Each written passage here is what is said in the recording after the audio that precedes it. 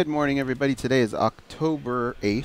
It's a Monday, and we got a lot to talk about. This is MMA Junkie Radio's pre-show, the show before the show. I know you guys want to get to it. PFL. I'm just kidding. Gorgeous George. That's Dan. This is John. And the voice you hear in your head, Danny Okers. Demi. I don't even know where to begin, guys. when this Two show hours starts. of PFL recap. I don't know. There's Quintet. I mean, even aside from... Dude, we could do the whole show on just the main event. I was going to say, I mean, we listen, might be able to just do the whole show on what happened after the main event. But yeah, I get what you're saying. I was going to say, I mean, that's the whole thing. Is it? And it's Coming up in a unfortunate minute. because there were so many great storylines Yeah. out of just that UFC card, not to mention everything else that's going on. But let's be honest, all anybody wants to talk about is Conor and Khabib. That's it. I mean, if we tried to say, no, we're going to do the community a service, we're going to talk about Derek Lewis, we're going to talk, they'd be like, come on, man, I don't care. Yeah, I agree. And I can't wait. So I'm holding on to my gems, the things I want to share, the things I want, the opinions, Humble. thoughts, analysis. Because, 30. yeah. Did you watch it, Danny? Oh, yeah, I did. I watched it. Oh, you watched it with Spider-Man? I watched it with Tom Holland. It was, it was incredible. I talked to him. There's still no way to position. position that, huh? Without blocking that? No, that's the most room I could get it. Oh, okay. I have a longer version of that story that we'll talk later. It was incredible. All right, Because it stand by. basically Coming just up. blocks the fridge for 2 Yeah. hours. All right.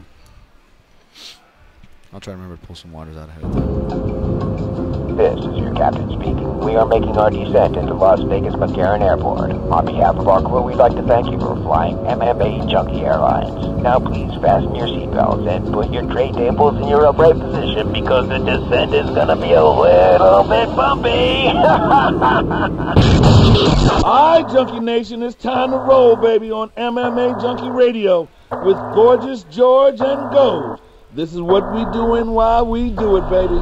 All night long, we rollin'! Yeah! The MMA Junkie Radio revolution is upon us. Can you dig it? There's no escape. No escape. Through the vast frontier of cyberspace and through a sea of stars in outer space. One small step for man, one giant leap for mankind. We've solidified our combat communication stranglehold. We are controlling transmission.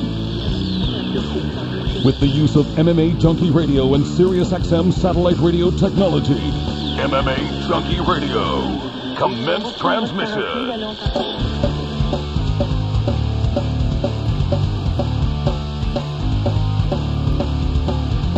Live from MMA Junkie Radio HQ in the fight capital of the world, Las Vegas, Nevada.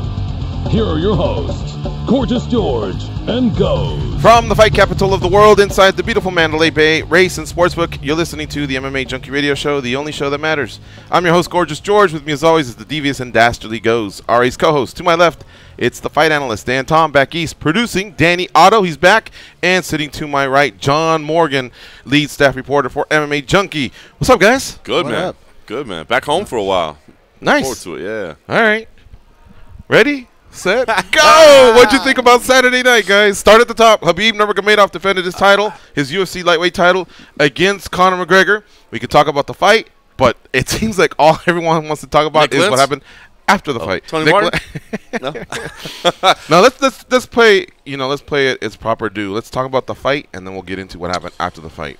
Fight was fantastic. Fourth round finish. Khabib's performance was phenomenal. I think he showed everything that those of us that were siding with him, or at least those that were giving him a chance, knew that he was capable of doing. I think he went out there and he executed exactly what he said he was going to do. He said, listen, I'm going to go in there. I'm going to take him down. I'm going to smash him, I did think – it was funny. I woke up the day of the fight. The whole time I had been backing Khabib. I said, listen, being around Conor last week, seeing how good he looked, how strong he looked, how, his confidence, all those things, I started thinking, man – am I really going to bet against this man? Am I going to lean against this dude that just pulls off magic somehow? I say, yeah, you know what? I'm going to stick with my gut. I'm going to stick with Khabib.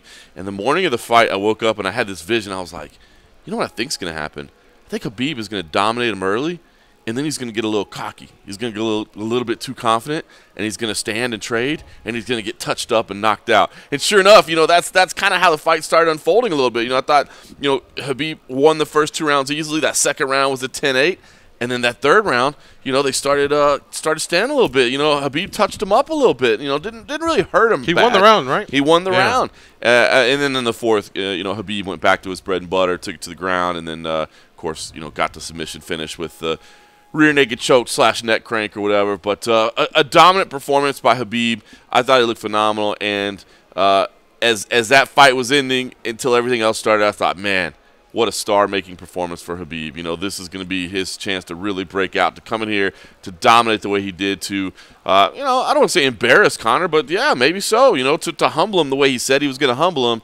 I thought, man, people are gonna like he said at the workouts, you're gonna love me in a couple of days. I thought, man, people are gonna love this guy. He's got that kind of dry sense of humor. He's a little, he's got the interesting characteristics, the calmness of a Fedor Emelianenko, but a little bit more outspoken, a little bit more English, and 27-0, man, that's a record we don't see in mixed martial arts. And I thought, man, he just broke out tonight, and then he literally broke out of the cage and went to hell after that. I want you to go next, but I want to add one thing. Just like you were saying, that moment that could have been his, and how about the fact that a blueprint for Ferguson and Nurmagomedov, which we've all said, oh, boy, do I ever want to see that one again because of the past.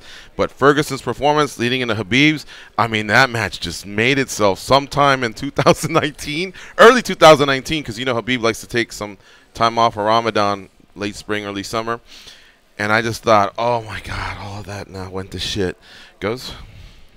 I thought that I wasn't expecting – I knew Khabib was going to strike a little bit to set up that takedown, but I wasn't expecting him to stay there for long periods of time. Because even he was saying to himself, I'm not dumb. I have to get this to the ground. Mm-hmm. But he did, and not only did he do it, he was successful in it. On Conor's half, I did not see him putting everything behind his punches. I really thought he was going to get really low and maybe throw at like 80% just for fear of overextending and getting taken down. But he even threw knees, he threw kicks. So he did the most that he could do with his skill set. I think Khabib was just the better guy. Mm-hmm. I want you to go next, except I want to add to that. Remember Javier Mendez was here on Tuesday, and he said, this time I got him for 60 days rather than 30 days, and we got some additional striking time, and we saw some of that with Khabib. So it looked good, but boy, was he playing with fire because he still lowers them hands, and that chin's still out there. And against a polished striker like Conor, that could have been trouble in the third round. Dan, what'd you think? Yeah, I mean, it's tough. I was telling Goes, I almost hate fight weeks like this, the volatile ones with narratives, because it doesn't matter who you pick, and especially when you're in a position like in a media where you have to make a pick, you're going to be wrong either way. Like, I could have picked Khabib, and I would have been dodging Guinnesses all week rather than Papakas. You know what I'm saying? So it really doesn't matter in that sense. And that is, I'll say that for my highs and lows as far as the volatility of fans and trying to see it. But my thing was, I was trying to give credit to both sides going in. And I think that not a lot of people were doing that, but then even educated takes were suspecting that it was going to be a wash either way. Now, we can get into split hairs on what's a dominating victory, right? That's going to end up in the same argument as what's a 10-8 round. I'm not trying to take away or say that it was not a dominant victory. Everything from him jumping out of the cage to everything that happened in the cage was pretty damn dominant, and I was impressed. The right hand that you mentioned of was probably the most impressive thing of the fight. Khabib doing the feint for the takedown, hitting the right hand. Shorts, basic shorts, something even the casual fan knows as far as, oh, a wrestler striking is going to open up if he fakes a takedown or vice versa. You hear corners yelling it at their fighters all the time. It was a perfect example of that. But I would argue that, John was saying that you got the inclination where it could kind of go that way. One of my arguments was that, okay, in these quote-unquote dominant performances, no one's mentioning that Khabib Nurmagomedov is taking those third rounds off, that guys are defending takedowns, his percentages are dropping in those rounds, and guys are landing significant strikes. Unfortunately for Conor, he didn't land the magical left hand, and that might have made a difference because I went back to watch the fight soberly on Sunday, and he landed some pretty good shots in that third round, and Khabib took those, for those detractors. But again, you got to give credit to both. God forbid any of you fans give credit to both sides out there, but Conor showed really awesome takedown defense even in that first round. Yeah. Those high crotch sit-out positions, having to check a guy's oil like that, that's pretty much putting your fingers toward a guy's ass, just to be frank. That's what oil checking is. Doing these things that not a lot of guys do. If Khabib were able to get those positions on other guys. He's been able to get them down, and he did eventually get Conor down in the first round. But Conor didn't take any damage in that first round. Khabib's dominant rounds were 2 and 4. 3, not that it really mattered. And to be honest, I was more impressed with how Khabib was taking the shots. But you could even argue maybe Conor had more momentum in that third round. Doesn't matter, neither here nor there. But the point is, Conor did win round 3, right, John? Yep. Yeah. Okay, there we go. But the point is, both guys showed a lot and proved their detractors wrong. Yep. Now, I did a poorly weighted tweet like that, and of course it only is 30% negative, 70% positive, but of course we always remember the negative, even though the positive outrules it. But essentially, and I went back to correct that, but essentially my takeaway was, like, both these guys did some pretty awesome stuff, and you got to give credit to that, man. You really do. But what are you holding on to? It seems like you're a little bitter at someone or a group of haters. It was just one of those weekends where it's like a machete. You're just cutting through the because I thought you said a lot of things in your the breakdowns that you write and the stuff you said on our show, especially about when you brought up round 3. There were some things there that mimicked what happened on Saturday night. But all right, we have 2 hours to get into this. What I want to add is, Conor. I remember saying, wow, if Khabib can get him down early, I think it could end in round 1. He did get him down in real early. I think he had like 4 minutes and 30 seconds. But credit to Conor McGregor, like Dan Tom said, for making it so that the position that Khabib wants to get you in, basically getting you up against the cage and, pulling your hips in, tying up your leg, all that took him like almost 2.5 minutes. So by the time he even had an opportunity to strike or cause damage, Conor had mitigated a lot of that, And so anybody that's got a Khabib ticket or just wants Khabib to win is probably thinking, wow, yet again, So I want to give credit to Conor McGregor for improving that. Same way Khabib shored up his striking. And I just remember thinking, wow, we're watching a fucking great fight that's so compelling that all these little side stories, of what may or may not happen. Does anyone have an injury? Who's emotional? Who isn't? It's all playing out in those first 5 minutes. And then they come back again, and then Khabib does turn into Khabib. But I do want to say one thing. Nevada has not adopted the 2017 rules. I want you to confirm that. That's true, right? Right. But still, as we were standing here, I remembered something John McCarthy told me. And what I got to get is clarification if that's always meant to accompany 2017 or prior to. The flexibility of or being more open to scoring a 10-8 round. Because I could have sworn he always said the 3 Ds, domination, damage, and duration. Or dominance, I guess is the better word. And even though he hadn't damaged him in round 1, I was wondering if that duration of being on top, along with dominating, could have maybe gotten him a 10-8. I was just thinking that for a moment. You only have 60 seconds. You're trying to listen to the corner. But the fight's unfolding. We get to the second round. In the second round, I thought, wow, that for sure looked like a 10-8. And then they get to the third, and Khabib starts playing with a little fire because he got confidence in his hands. He also had a nice little counter hook. It's just not accurate. But Khabib has improved his fluidity, the pop on his strikes.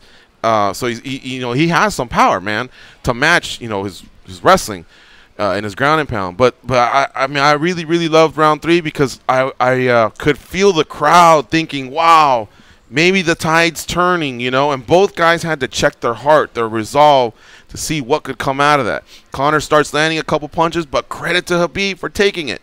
A lot of people said Conor one-punch power, and I kept telling you, look, he's got power. No one's taking that away. But he doesn't drop everyone with one punch. It's an accumulation of strikes. Conor also came back to his kicks. Remember we said he's falling in love with his hands. He had a nice push kick. He doesn't do the spinning stuff like he used to in the past, but he had a nice push kick that was working as a jab. But you could tell that even though he's a phenomenal athlete and he has this ability to get that second and third and fourth wind or whatever it is, he can also deteriorate quickly. And all of a sudden, you just see that he can pop you and it hurts, but then also those hands come back. I don't know what it is within his body that he can generate such power but still also come back, and he just starts, once he starts to get tired, the needle just starts to move lower. I was watching both of their guys and their breathing, but I mean, credit to both guys. It was really a great fight. If you're a hardcore fan, the casual fan might have thought, round 1 a little boring, and then because Ferguson had served something up in round 2 that was, to me, the round of the year. But still, you finally get to the end, and the one kryptonite the kid has, man, He may have improved his takedown defense, but the submission defense, it's just too easy, you know? I mean, especially when you get to the dominant positions, when he's being dominated, not necessarily before. You know, he made it really, really difficult for Khabib. I think even Khabib, once you pull him aside and ask him a question like that, he'd say that was a tougher fight than I thought it would be. Well, I think the lack of kicks that we saw was probably intentional. I mean, against a wrestler, especially of Khabib's quality, who doesn't even really need to shoot on you. You know, right. you don't want to get hold. But he legs. also stands real close to him, John, and he's still upright. When I thought, wow. Which, again, man, that's why that fucking guy is worth so much money. As soon as he starts, he gets in your face. He doesn't care if you're a wrestler that's going to shoot on you or anything. I mean, he's got certain defenses for that. But the way he just pressures fighters and takes you out of the game, along with all the mind-fucking from all the week, I can just see certain fighters going, God damn it, you know, this is not what I signed up for. I am the better fighter. I'm the more skilled fighter, but this motherfucker is a beast on fight night. I mean, he's like 10 feet tall. And credit to Khabib for being strong enough to recognize that and immediately shoot in. I mean, it was a really, really low single that he took, you know, to get in and just do away with that. And then once you start taking a little bit of that energy meter out of Conor, then things can change a little bit. But Conor fights are fucking amazing, man. Whether you choose them to win or to lose, whether you root for the guy or hate the guy, whether you bet on the guy or bet against the guy, Conor McGregor fight nights are simply amazing, man. Yeah, I'm so lucky to be alive and see this. Yeah. And, you know, I may have missed out on the Joe Lewis's and the other things that your parents or grandparents tell you about, but how lucky are we of what he has made for this sport in terms of like that? The atmosphere was incredible inside the arena, and every punch that he landed, I mean, people would just go nuts. You know, it was just everybody. And credit to Khabib, he took some of those shots in the third round. I thought he showed a decent enough chin. So now, listen, I mean, look, Conor deserves all the respect in the world, but you know, to me, this should have been about Khabib. It should have been about Khabib after that win. It was a fantastic performance, and I don't want to take anything away from Conor. I mean, he showed up, he did what he does, but I thought Khabib handled himself perfectly before the fight. I loved what he did at the press conference. You know, I thought that was the last chance for Conor to kind of get inside his head, and Khabib was like, "I'm out. I got stuff to do." You know, I think he handled himself perfectly from start to finish. And it was just after the finish that he didn't handle himself so well. Yeah. That's when it went downhill. Before we get to that part, I want to give props to somebody that I haven't heard get much props. Herb Dean. Herb Dean was coming off a matchup where a lot of people were giving him shit. And I know people don't like when I say this, but when it's a championship fight and it's of this magnitude, sometimes you have to ref it a little differently. There are other people where if they were in Conor McGregor's situation, I think the fight could have been stopped in round 2. But he let it go. He was able to read both fighters. He knew what was on the line in the fight, and he let it go. And because he did that, we had a fantastic matchup. So some referees are going to have bad nights. It happens in the sport, but they also bounce back and they make great calls. And if we're going to shit on them when they make bad calls, we should praise them when they make good calls. And I thought Herb Dean had a good call that night. Great point. And just real quick, I just wanted to part on something George was talking about earlier. I know we're trying to move toward the end of the fight, but in the beginning of the fight, something George was saying was pressure, and that was something that I really tried to highlight as far as who was going to be winning the fight, was controlling that pressure. It wasn't that Conor was just counter strikers that he pressures forward like George was talking about. And that's why the beginning of the fight was probably the most exciting for me, because it was like, you guys ever play dodgeball and PE in the basketball court? What do? They line up all the balls in the half-court line. Everybody starts at one end, and they say, everybody ready? Everybody foot on the line, ready, go. And you got to run, because you know it's risky, but if you get out there first and you grab one of those balls, you got the advantage. And that's what that whole that first round between these two, with this quote unquote stereotypical matchup, like that was just so fun seeing which one. And then of course Conor was the first one out there. Didn't matter in the first one; he got taken down, but you just saw them both rushing for that spot. They rushing for those balls. Don't get that trap down. Right, you're rushing for those balls. And just real quick before we move on, but yeah, I apologize. I just want to say, because you put me in a weird spot and I didn't get the answer, so it's going to sound extra funny. But it's apropos to something we always talk about. I apologize if that passive aggression sounds off, but yeah, just cutting through the machete. I love it. Of fans and whatnot, but this is something you always say. Dan, you don't like the trash talk. Dan here doesn't like the trash talk.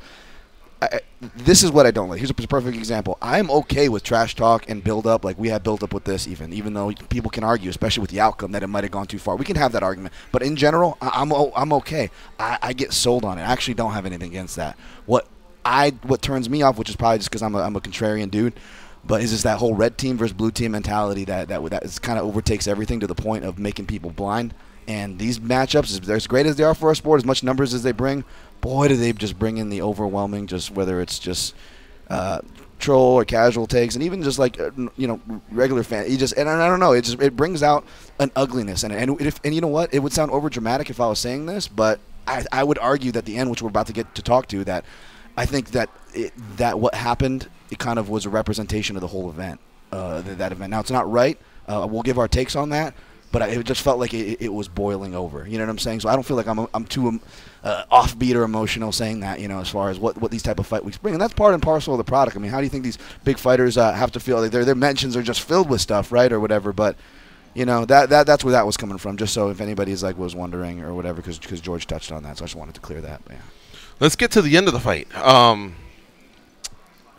So I guess we'll just take it from basically they hadn't even Bruce Buffer hadn't even come in and given an official announcement yet, which is when we see the the champion get belted and all that, and big fights. I was telling Woody on the way in, my buddy, because he was glued to it, that they'll sometimes even bring in another superstar fighter who either just fought for a title or is about to retire, or just someone that, hey, this rivalry, maybe they need to say something. And Conor's really good about the process of putting that fight to a closure, waiting about a week, and then starting the new set of promotions. He did it great with Diaz. He's very classy in defeat. And so I wanted to see both of them, and we didn't get it because Khabib, immediately as soon as he was done, turned to Herb Dean had to kind of it's not that he held it too long. It's just that he stood over him and he was saying something to Conor, so he pulled him off. But you could tell those emotions were still sitting there. Whatever it is that he had that he said it wasn't affecting him, apparently was. He was able to compartmentalize and not let him affect as much during the fight. But it came out after the fight. He starts looking at the team, throws his mouthpiece, and it looks like, I've watched the tape from many angles. It looks like I did see a moment where Dylan Dennis says, come on, hand gesturing to him, like, well, bring it then, if you got something to say. And Khabib does a slick move, man. He kind of fakes like he's going to go around, and then boom, kind of shucks off the official in the red jacket, gets up on the cage, and 3 officials along with Herb Dean just don't catch him. And then all of a sudden he just turns into Shane McMahon. I mean, he just jumps off. What do we call it? Like a Texas compactor, I think is the wrestling term. He just literally jumps off and he wants to land on him with feet and like an eagle. Like an eagle, yeah. It's a badass photo. Wow, dude! I mean, I couldn't believe it, and so of course that all gets broken up fairly quickly. Luckily, there wasn't anything that no one got hurt. But now you're talking about if emotions start erupting with all the fans that are there, that's the scary part. And luckily, it seems like it's being contained, and then inside the cage, other stuff goes down. But all right, I'll get to that in a second, John. Let's stop there. What did you think of all that? As all that is unfolding, we're not seeing Khabib have his magical moment. He never got to beat an incumbent to get his belt. He had to basically come in, and there was a vacant belt. And, of course, that whole situation with Iaquinta being like a third, fourth choice, that would have been his special moment right there. Yeah, listen, I mean, it was happening basically, sitting on press row. It was just off to my left, so we had a pretty good view of everything. It was chaotic. I mean, it was kind of hard to figure exactly what was going on and who all was involved because it was just this mass of bodies. And it was kind of easier, when you see Were the they television. pushing towards you guys at all or no? Yeah, definitely. Mass. And it was actually, Khabib and, Ali was trying to corral, Ali Abdelaziz, his manager, was trying to corral Khabib. And, for a guy that's blamed for being a problem starter, a lot of times he was trying to calm things down. I saw Rizvan Magomedov was detained by police briefly. He seemed to be trying to control things as well. Yeah. Oh, he threw a punch. Did he throw a punch? If I'm thinking of the right guy. Because I saw at the time that I saw, he was trying to pull people out of the way. So it was really more just try to control. Is he the one that's a direct manager? Does the beat? Yes. Okay, I think I did see that, yeah. So I didn't see that. That's what I'm saying, because I was on eye level. I mean, there was just a massive bias. It's kind of hard to see what was going on. But, listen, my take on the whole thing is this, and this is just the out-of-cage stuff, and we can talk about the rest in a second. Khabib lost it. I mean, he lost control, and there's no way around it. And and it's kind of interesting, everything that you've been talking about, Dan, but I've been seeing on social media since it happened was, everybody is trying to assign blame or figure out who's right and defend people. I don't think by saying that Khabib is wrong in here that you're saying Conor is right or anything along those lines. Yep. You know what I mean? Look, Khabib is a man like any of us, and he had to listen for weeks and months of people insulting him, insulting his family, talking trash, all that. And as good of a job as he did of compartmentalizing it, keeping it inside, and keeping his calm about him the whole time, the press conferences, all those things, he snapped, and he made A poor decision. In the heat of the moment, he went after Dylan Dennis, and he lost his cool for one moment, and he made a horrible decision. And I don't think that is indicative of who he is as a person. I don't think it. I am not in the camp that we need to strip him of his belt now. I don't believe that. He made a horrible decision, but at the same time, who put yourself in his position? Can you not see yourself making that same mistake? How do you just stay there and somebody insults you, insults your family, insults your country, insults your friends, and you just go, yeah, okay, I'm cool with that. It was never going to be that way. And even, Conor himself said it when he was asked at the press conference, do you see yourself putting this behind? And he's like, there will never be peace. So Khabib is supposed to be the bigger man on all situations. So listen, my take on this is that I don't think there's any way to defend Khabib's actions. I do not believe you can defend Khabib's actions. He screwed up. He made a terrible decision. He made a horrible mistake, and he's wrong. But at the same time, I don't understand how you can't relate to the position that he was in and why he snapped. That's a great point, especially a guy like Khabib. Very well said. Who we say, stoic, fighter, all these things, like not even just a fighter, which comes with his own stereotypes of macho-ness and sternness and stoicness, but amongst fighters, he is even to another level, and even it happened to him, and it wasn't just at the end of the fight, guys. When I went back and watched it, every round, Herb Dean is having to do, like what George said, a forceful separation. Khabib lost it. Now, detractors are going to be like, Khabib gassed, and Khabib sort of like, no, he didn't gas, and you guys are going to spend days arguing on that, but I will say that regardless of whether you think he gassed or not, Khabib was the most tired he's ever been in a fight in that third round. You could argue, kind of back to what John is saying, I don't think it's because he's a badass athlete. It's not, that's not why he got tired. He still won the fight. He's a badass fighter. No, but you could argue that maybe that dump was an emotional dump. He was going after Conor after every round. Herb Dean was having to separate it up. You could almost see it coming when you go back and watch it in retrospect, and that's a good thing because I see a lot of journalists getting attacked over saying apparently, like what John said, apparently if you say that this is wrong, that means automatically you're supporting Conor and the busting, which isn't true. None of the journalists were supporting that, saying, "Yay, Conor!" None of them were saying. I know. That. Now that I think about it, I got a few of those too, and I was like, "Great, man, John I didn't put even in a much say better point close to that." I have to pull it up and see what it was, but I remember thinking, yeah, you're way off. Goes, what'd you think of after the post fight? Well, I agree with a lot of what John said. The part that I'm really disappointed in Khabib about is he was this close to doing it perfectly. This is a sport that needs heroes, and he had made it through everything. He took all the bad stuff that Conor had been saying, attacking religion, attacking his father. He put it all aside and did what most people should do, and that's show up in the cage, right? And show up, meet me on the field, the basketball court. We'll settle it there. He was this close to doing everything perfect, and then his emotions just got the best of him. Yeah. It sucks that he did that. As far as blame goes all across the board. The one thing that keeps surprising me, though, is people were saying, this person didn't deserve that, or this person didn't do that, or this person was surprised that this happened. The second you corner a guy with your dudes, okay, the second you attack someone on a bus and innocent people are there, when that happens, there are no part-time gangsters in this world, okay? When you cross that line, you better be prepared to... The fight game is just a facet of their lives. They're still humans, and they still live their regular lives. And that shit's going to cross over. You have to be prepared for anything. Yeah. If me and John hate Dan, and we decide to corner him, then I'm going to tell John, all right, that's a risky move, because from here on out, when we go to the House of Blues, when we go to the burger bar, Dan and his friends might be there. Yeah. You cannot be caught by surprise by that bullshit. Once you cross that line, that's it.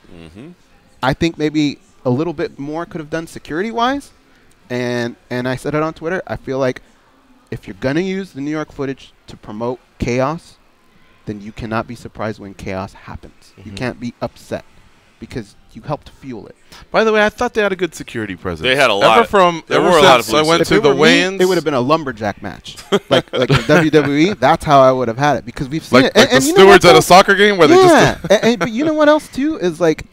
People are coming down on MMA because of this, but have you ever seen what the fuck happens in boxing? People are getting hit in the head with bottles. NASCAR happens every week. NASCAR, the race is over, and these guys get out and go at it. It's sports, you know.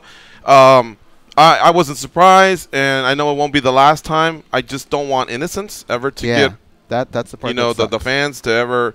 I know these guys will run into each other at hotels. I know they'll run into each other at the clubs or whatever. That's just the stuff that we can't control, and I don't know that the UFC really can either. But I just I felt don't think you're going to see Khabib at the club. I felt yeah, true. I felt like Khabib was gonna. I was thinking of Jackson and Rashad Evans, or Pettis and Diaz had something too. But Khabib just could have had that one moment that would have been so special. It would have been nice to hear from Conor to see. I think Conor would have spoken honestly. Conor didn't speak post fight. Any reason why? They didn't say. They didn't say he went to the hospital. Yeah. Right? So he elected on this one to just leave it alone. And then, but one thing that was a little disappointing from Khabib is, to me, Khabib seems like you said, John. I mean, he doesn't really commit many, I don't. He seems like a good guy. He doesn't really foul up too many times. So when he came out, and I wish him and Ali, I think, could have worked on something a little bit better for that little presentation. Because if you're going to come out, then do it right. And he seems like the type of guy that has it within him to say the right things, make the right apologies, recognize. Especially because he's always talking about what his father taught him and things like that. And I thought that could have been a little bit better. Since then, I still haven't seen anything that leads me to believe that there's any recognition of just the gravity of it all, of how bad that could have been. Not just for him, his employer, the city of Las Vegas, the fans that went to take that. And hopefully we see that. I really would like to see that. All right, let's take a break. You're listening to MMA Junkie Radio on Sirius XM's Fight Nation Channel 93. We'll be right back. We'll continue recapping UFC 229. Still a little bit more to talk about here post-fight from that main event that had Khabib Nurmagomedov defending his UFC lightweight title against Conor McGregor.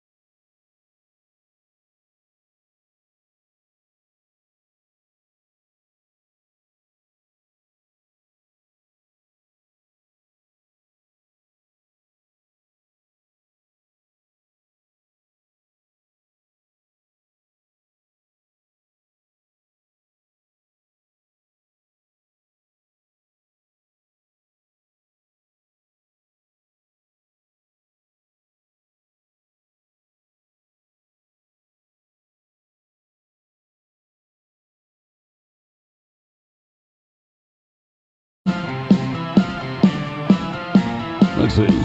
Up, down, left, right. B-A, start. You told me that code would get rid of them. Yeah, well, they're still here. Okay, but now they know I tried to kill them. Hold on, Mom. Here are George and Goes. Yeah, you get a kick out of this, guys. Here's today's one of the reads that I have to do. This one says, recap the weekend in college football with our team of experts, including Greg McElroy, Rick Neuheisel, Mark Mack. Yeah. These reads should say, listen to MMA Junkie Radio as they unpack UFC 220. anyone, even Sunday here, a lot of people were talking McGregor, Of course. and Habib. Of course. That's all. We took over the world, at least for that day, that night. You know what I mean? That was pretty cool. It's unfortunate that it came along with some bad stuff, you know. But Well, I tell you what's really unfortunate is that I saw a lot of people of the opinion that were asking, you know, was it staged? oh my God, we're still there. Yes. Oh. Wow. To the UFC and Dana White did this on purpose because they know that the rematch will be even bigger. Like, man, how do you stage that? Come on. Talk real quick, guys, about what happened in the cage. A couple guys from Habib's team had jumped inside. While things were kind of already starting to slow down outside, you know, they were getting control of the situation. Stuff started happening inside the cage. John, lead off again. Yeah, no, it was as we said in the beginning. You know, there were kind of two scenes of combat, I guess, going on. There was a little bit of the out of cage melee, and then there was stuff happening in the cage as well. You know, Conor was kind of oblivious to it at first. He was down on the ground as Habib jumped out, and then you know, some folks jumped in as well, and you know, I believe Islam Makhachev and Zubair Tughugov that are on the UFC roster were two of the guys that were involved. My understanding is the infamous red shirt guy is kind of just a part of the team basically, and you know, not a UFC fighter. Makhachev was part of his corner, right? Right. Okay. Wait a minute. Yeah, Was it you, infamous. John? Let's pay no attention to the red shirt. You know, so that things were going on, and you know, they took a couple swings at Conor, and Conor got touched up a little bit inside the cage. He declined to press charges, of course. We have confirmed that with Las Vegas Metro as well. Dana White came and said it at the post-fight press conference as well. But you know, Conor did say, I'm not going to file any charges. So it doesn't look like the state is going to pick up any charges. But it was weird because I had a lot of people hit me up on social media that were like, guys, pay attention. Conor was the one that threw the first punch, and that is true to a degree. I mean, when he scaled the cage at the same time as someone else, they kind of simultaneously threw punches. Maybe Conor was a little bit first, but listen, and I'm not trying to defend Conor of no wrongdoing in this whole situation. I mean, the tensions we just said. I mean, the tensions that were here were largely on his shoulders. But to blame him for what happened by saying he threw the first punch, it happened after Habib had already left the cage, okay? So that's problem number one with that argument. The problem number two is that, look, if you're in the cage in a mixed martial arts match and anyone other than the person you signed a contract to fight against jumps into that cage, they have no right to be there. And if you probably should swing first because you don't know what their intentions are. You need to eliminate the threat as quickly as possible. So while I'm not trying to absolve Conor McGregor of any blame or say that, you know, he handled himself like a true gentleman and a scholar throughout this entire ordeal, anybody that's looking to lay blame on Conor for what happened, and trust me, I had people directly messaging me on social media as well as other media members as well saying, listen, you guys need to get this right. Make sure you pay attention to the footage. Conor is the one that caused this by throwing the first punch. Nah, player. That's just dumb, man. Right, and I want to clarify something because I went back and looked at the broadcast. On the broadcast, you can only see you don't get to see Conor and Makhachev straddling the fence in which Conor does throw the first punch. What a lot of you only get to see is the two gentlemen that had jumped in, and then one of them, they exchanged punches quickly, one-on-one, and then Conor gets blindsided by the guy in the red. So make sure if you've seen all the footage, you know exactly what he's talking about. That's what he's talking about. It sucked. How can I put this right? And I don't want you guys to think it's, oh, my God, a hot take or anything. I didn't like it, but I'd be lying to you if I wasn't enthralled by it. I couldn't believe how glued I was to it. I don't want to say I enjoyed it, but I've never shied away, I guess, from just saying, whoa, look what's happening here at a baseball game. or at a press conference or anytime on the street something happens, I'm glued to it. Dana White has always said that something breaks out, it's within our human fibers, I guess, that we want to see something like that. Now, once I calm down and react, which is like seconds later, I'm like, God damn it, that's a black mark against our sport. I get all that, but my feeling is it's not going to end. It's part of not just MMA, it's part of sports, and I really feel that a lot of people need to get over the fact that these aren't traditional martial artists. Some come from martial arts, some come from the streets, some come from other sports. Shit happens in a fight, man, especially when all this boils up the way it does. George, I think that's understandable, but I think it's only because it ended as quickly as it did, and it ended as relatively peacefully as it did. Yes, it was not good. It was not a good look. Right. It's not the end of the sport. It's not that. But I believe it was it Tyson Holyfield where they had a real bad brawl afterwards? And Galata. Well, that one too, yeah. So I Holyfield. think it was Tyson Holyfield that they were talking about. I thought you were going to get to the chair throwing. Because Dana said he was in the middle of that, and it was scary. But I was actually at the post-fight press conference. I was sitting next to Kevin Iole, and Kevin Iole said he was actually in the middle of that one worse than Dana was. And he said, like, he got trampled in it. Like, he was, like, underneath people. You know what I mean? Like, so Las Vegas Metro deserves credit, man. They got that thing under control. And T-Mobile security as well. They got it under control. And they got it under control quick. They really did, man. Yeah. They got it under. It could have gotten worse really quick because it was interesting. It was funny because even before the fights, I took a little picture that there were barriers in front of press row, which there never is. But it was because, press row was cut in half, and they sold the tickets on the other side. So normally there's no barrier in front of us, but because there were seats, they just put a barrier all the way around. So, there was like a little bit of a barrier in front of us. But, had that thing continued to pour over onto us or had it poured over into the fans that were right there, and then you're talking about incredibly emotionally charged fans. We saw the video in front of Shake Shack where the Dagestanis and the Irish were going at it, and the dude got laid out. It could have gotten way worse. And so that's why I think, for you to say, hey, I was kind of entertained by it, I don't think that's so wrong because it didn't get as bad as it could. But that thing, it could have escalated very quickly, and it could have been a nightmare. And that, I think, would have been a hell of a lot worse. Seems like a lot of people get on their moral high, their pedestals, and come up with the biggest words possible to sound as smart as they can and tear down the sport and how it's this black moment for the sport and it's going to be a setback or the end of MMA.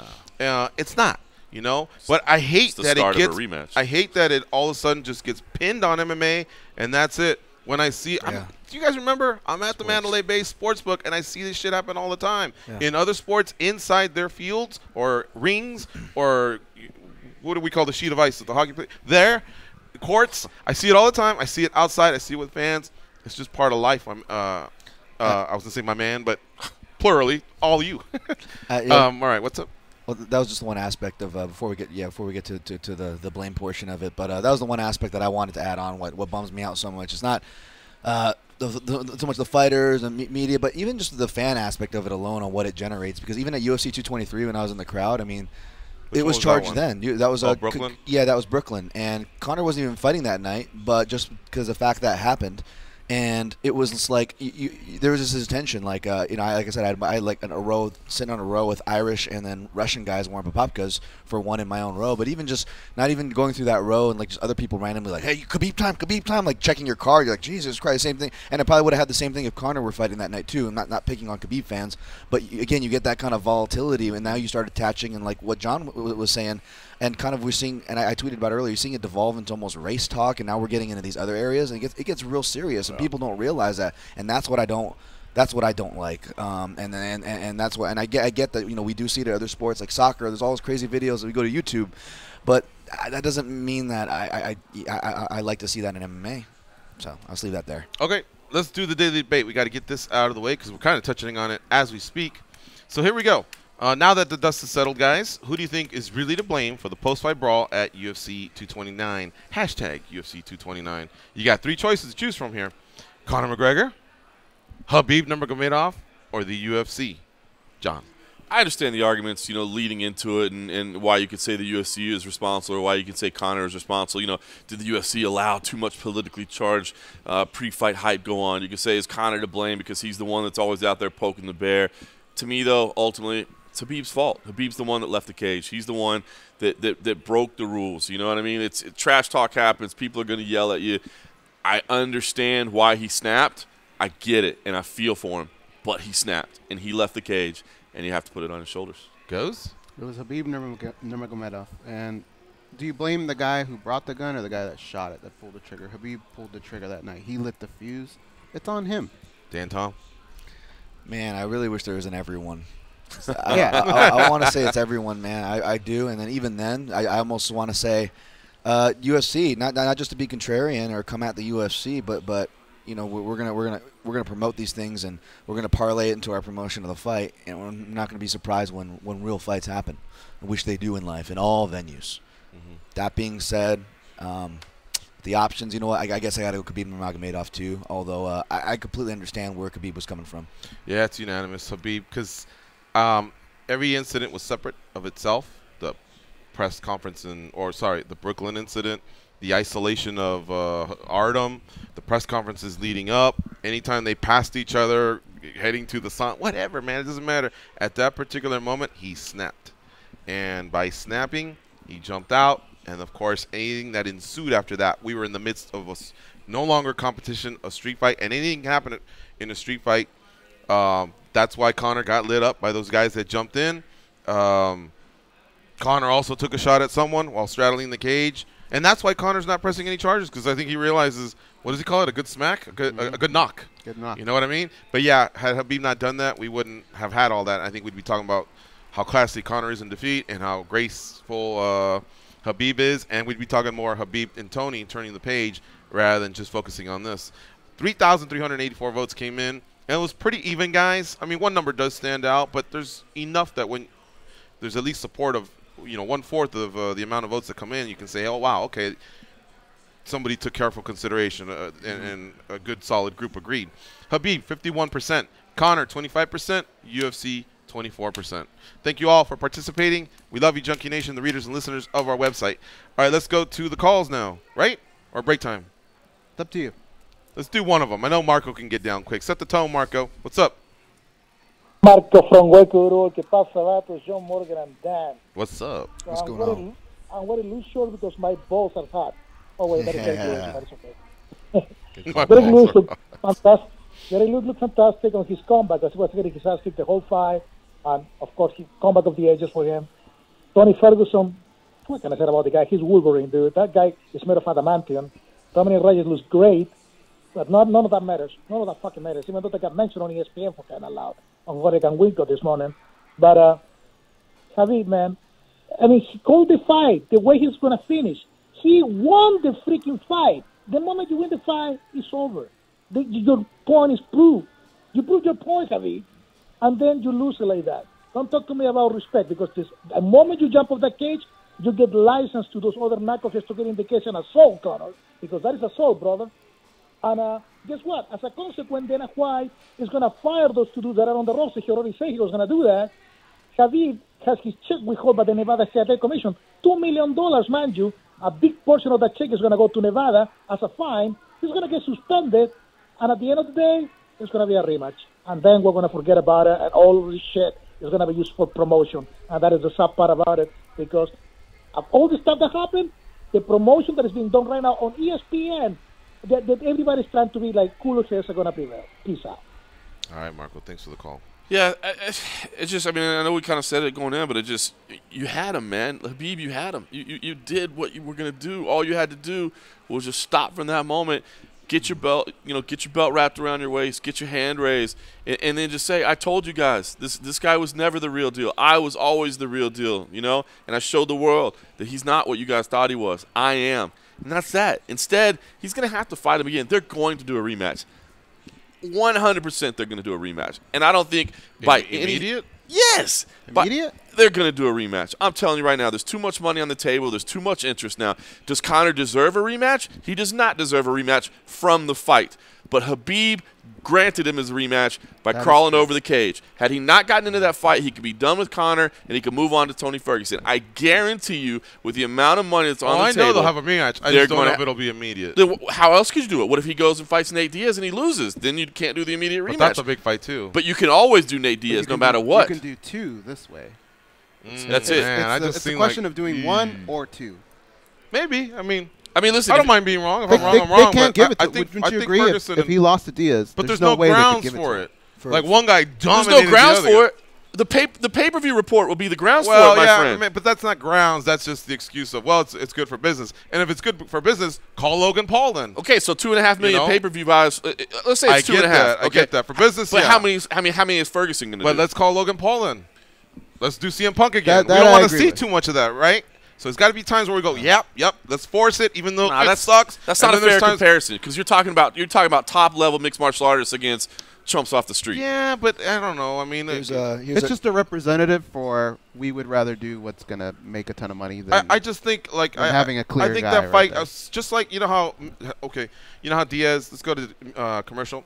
Okay. You're listening to MMA Junkie Radio on Sirius XM Fight Nation Channel 93. I want to see this on the way out. Same way Diaz and Conor has marinated, John. I think Conor and Nurmagomedov will always marinate. Not going to always be a big deal. Not going to happen. So you have inside info then. All right, we'll be right back.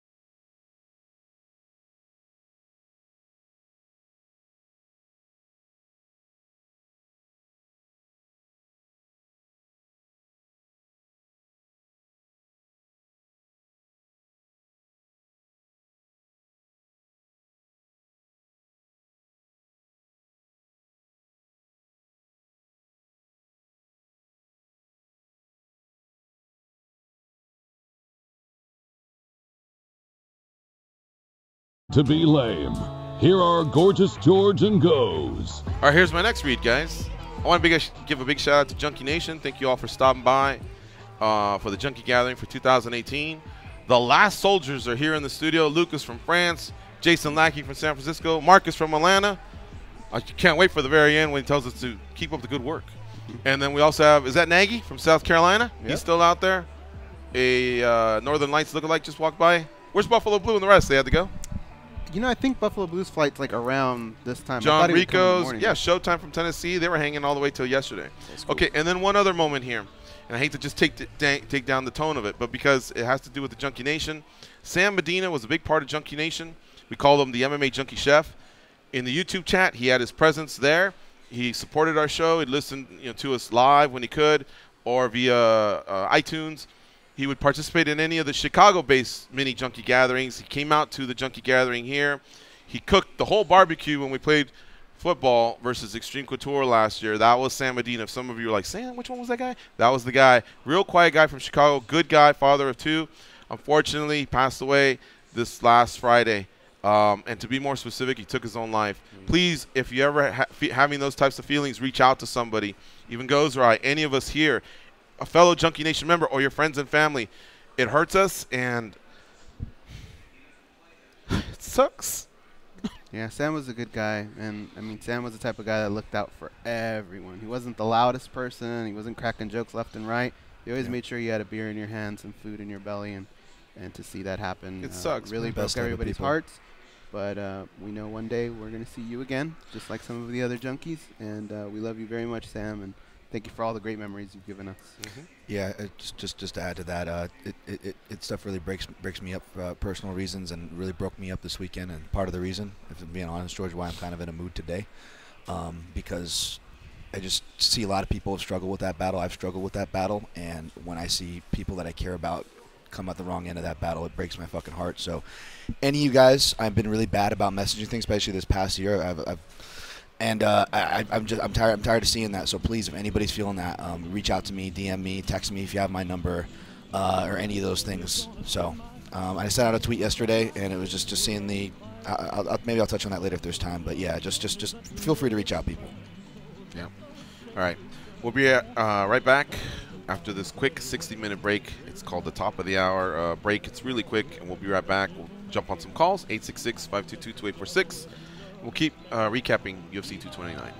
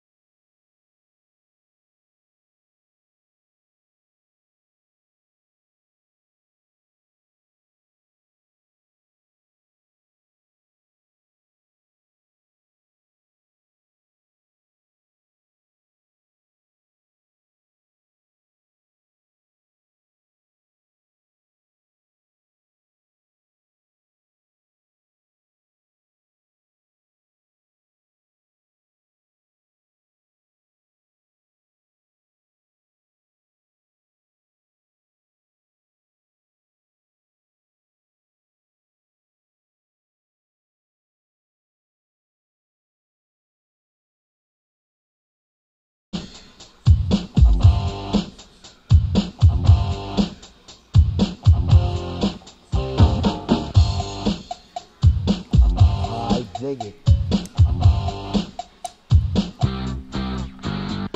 So cool and at a bar. And I'm looking so this is Sam's song right here, Funky Cold Medina. That was his name, Sam Medina. That was his theme music. Yeah. Such a great guy, man. Yeah. One time, well, tell what happened in Strike Force. It was a Strike Force Chicago show, right? He's a chef. He was a chef at the hotel, and he actually renamed some appetizers for, you know, some of the junkies, including myself and Goes. I know I have it somewhere. I kept a couple copies. That's the kind of stuff he would do. I remember he opened the restaurant late. I think it was for Fedor and his gang, right? His gang. I shouldn't say his gang. His group, his crew. Such a guy. Bert and Stitch. Such a great guy. Yeah. They had such a long night and they were tired, looking for a place to. And I think he cooked them a burger or something like that. He considered moving to Vegas at one point too. You know, sticking with the culinary theme. But I went back and read on his Facebook. He had just got a promotion and seemed like things were going great. You know, and it's unfortunate he didn't come out to the Junkie Gathering. I always wonder if maybe we could have kept him in the game here. You know, if he had come out and just gotten some of our love. Yeah. It's tough, and that's I'm not going to presume to know, but again, it's just it's one of those things I posted. 'Cause I didn't really. I just woke up to just kind of just the bad news of it all, like everybody else did in Junkie Nation, I'm sure. And unfortunately, I wasn't really surrounded by junkies this weekend, so I just felt like I had to just say something. So I took to Twitter and I posted something just in general about, just please, just if you reach out, just not about specifically about Sam, but losing a friend, and please, if anybody's ever having thoughts, like reach out to people you think might be in need, because you just never know. Like a lot of times the signals are right there, clear as day, and we just miss them. Yeah. I've done that. I recently lost a friend just because I didn't check a freaking Facebook message the other week. So it's another reason why it's kind of piling on and hurting home. And I posted something, and I kind of felt guilty because this post got a lot of traction. Granted, thanks to people like Mauro Ranallo. Shout out to Mauro Ranallo, who's very sympathetic to the psychological battles that many of us go through, and advocating to speak on it more, because we don't, and things like this happen, and we should be able to speak about this thing. It's not fun, obviously, right? It's not a fun thing to speak about, but we should be able to speak about this, if nothing else, for hopes of preventing it. And I felt guilty because everybody started responding, "It's so sorry for your loss, Dan. So sorry for your loss." And at first I started, like, almost just because of the way I'm wired, I have to respond, and I feel guilty. I have to respond like, "Oh, well, he wasn't that close of a friend. Please just send the condolences to his family, not me. I'll be okay." But then obviously then you're like almost correcting that person, and then they feel bad, and they're like, "Oh, of course I'm sending the condolences. I'm just trying to help you." And I stopped doing that, and I let the post kind of take on its own life, guys, because then I was getting messages from random people to even notable people in the MMA community, that I'll just leave it at that, were in my DMs sharing with me. I don't know what it is about this topic, guys, but it's something, because it's clearly we don't talk about it enough, but it affects everybody. And people were just sharing with me, just like, "I lost my dad this way. I lost my mom this way. I just lost someone early this week." Close people that I should have known. I'm like, I was their friend. Like, I didn't even know this. Random people to, again, notable people that we would all recognize their names and faces, and just from a random post like that. So I decided to stop feeling and let it take on. And I guess my takeaway, maybe my end cap on this, is that it's a really important thing to talk about. I think that we don't talk about enough. And obviously we all love and miss Sam, and if anything, so it's not in vain, an opportunity to talk about it again. So that's all I wanted to say on it. But yeah, I know him and Rick Budo caught that event, and they enjoyed it. They were together. Yeah. All right, let's jump on some calls, and then we'll get back to UFC 229. Incredible night of fights. There really, really was great fights even before we got to the main event. That was just the cherry on the sundae, and then of course everything that happened after that has basically been dominating the news. Brian from Boston, what's up, buddy? How you doing? Hey boys, thanks for getting me off hold. I was on hold so long my balls was getting hot. How entertaining is that guy? That guy is so out of his mind. And you know what makes me feel good? My workout regimen is akin to Derek Lewis and stuff. I feel good about myself. Half hour a day? Yeah, exactly. Hey, I'm the first guy to call in and bitch about how poor the pay-per-views can be. And I can also bitch about how poor the refereeing is. But, Goes, you said it earlier. Herb Dean did a real good job, because it was touch and go there when Habib was really putting it on Conor. And part of me was almost saying, stop the fight.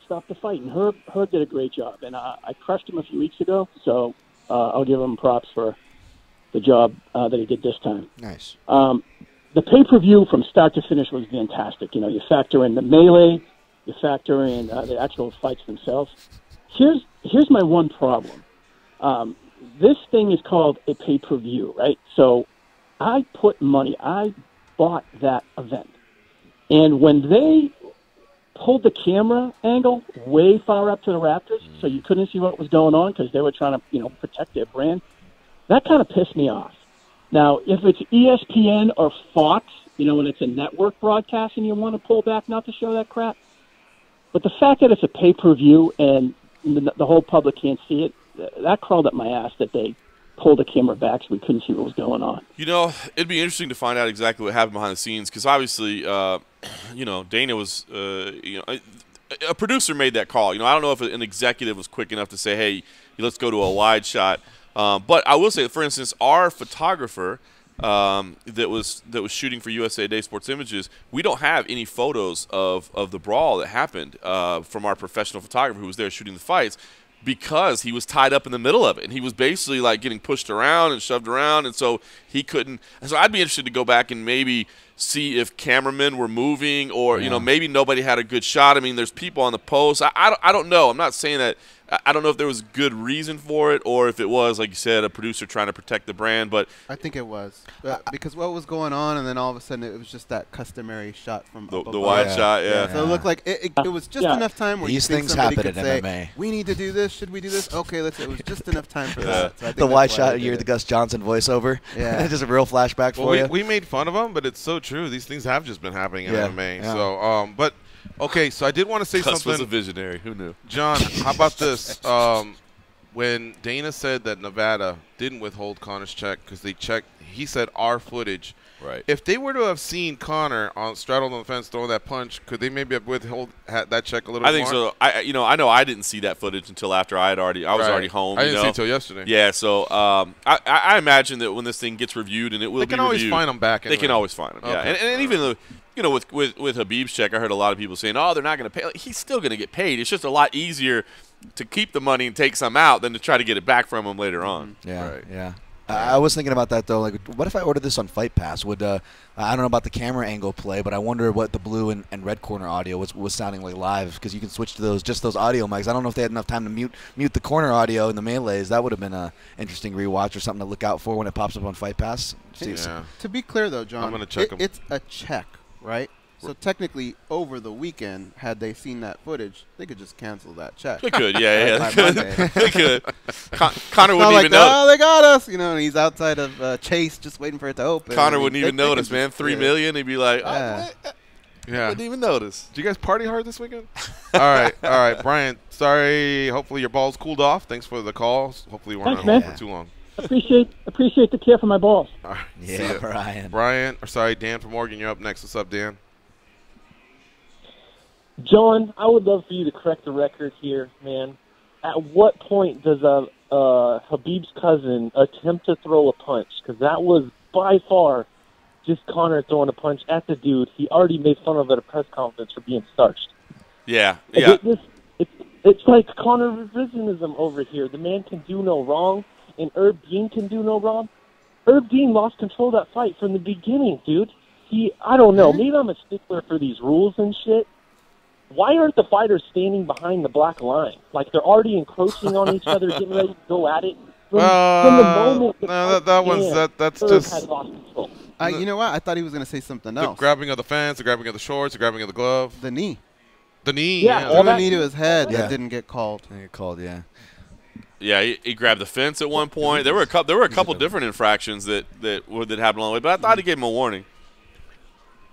Or not. All of that added together, and we're still going to come on here. I thought Herb did pretty good. This is fucking nut-huggerism, man. Because he didn't have him stand behind that line, dude. That's not really that big of a deal. I had heard criticism, but it had nothing to do with that fight. Has he ever watched a football game when, like, one team intercepts it and the team runs on the field like this to see if he's going to score or not? Are you going to go, oh, all those players were on 15 yards to them? I mean, come on, that happens all the time. Just having them stand behind the black line, that shouldn't be your lead. Your lead should be the holding of the gloves, holding of the fence, the knee, like Goes pointed out. At least lead with that, Dan, because that leads us to believe that you can't just wait to call in and do the opposite of what you're accusing us of doing, and that's just nitpick stupid little motherfucking things. Let's nitpick stupid motherfucking things. Habib dominated that motherfucker. We agree. He dominated. Everyone is saying, I hear this all over the interwebs. Habib finally lost his first round. He lost the third round. Conor's got to take some sort of moral victory out of here. The headlines are just crazy, dude. This is like Sage Northcutt losing, Paige Van Zandt losing. Conor can take no fucking wrong. The dude got 10-8'd. He got 10-8'd. Go listen to Chael Sonnen. You know how bad you got to beat a man up to get a 10-8 in the judge's eyes? This shit's crazy, man. It was like Aspen Ladd taking out Tanya Evinger. Like, that's what we should be talking about here. Oh, Conor he did nothing, dude. He ate a right hand to the jaw, and I'm watching journalists call that a slip. He fucking slipped? What? No, he didn't. He got popped. He got popped, yeah. It's credited as a knockdown. Yeah. It's officially credited as a knockdown. I don't know. Yeah. I was going to say my only Herb criticism of the night was actually of the Derek Lewis-Volkov fight when, just calling when refs call things that they don't see, and then especially when you look back in hindsight, and that was Volkov's spot to finish that fight, and you look what happened in the fight. Yep. It's tough. I get what you're saying, but I was getting crap for just, again, Dan, like I said at the top of the show, I was getting crap for saying I think Conor surprised people with the wrestling and even with the cardio, because again, everybody, even educated people, thought it was going to be a one-sided wash, which it was a domination. But at the same time, people are wrong on both sides. You know what I'm saying? Like, people are saying that are coming at moral victory, or anybody trying to promote a moral victory. I'll give you that if someone's really like hanging their hat on that, Dan, for sure. But then the other part of it is you're also wrong by saying, oh, Khabib lost his first round. He lost one, if not two. I believe all judges in MMADecisions.com gave it a 29-28 to Gleason Tebow.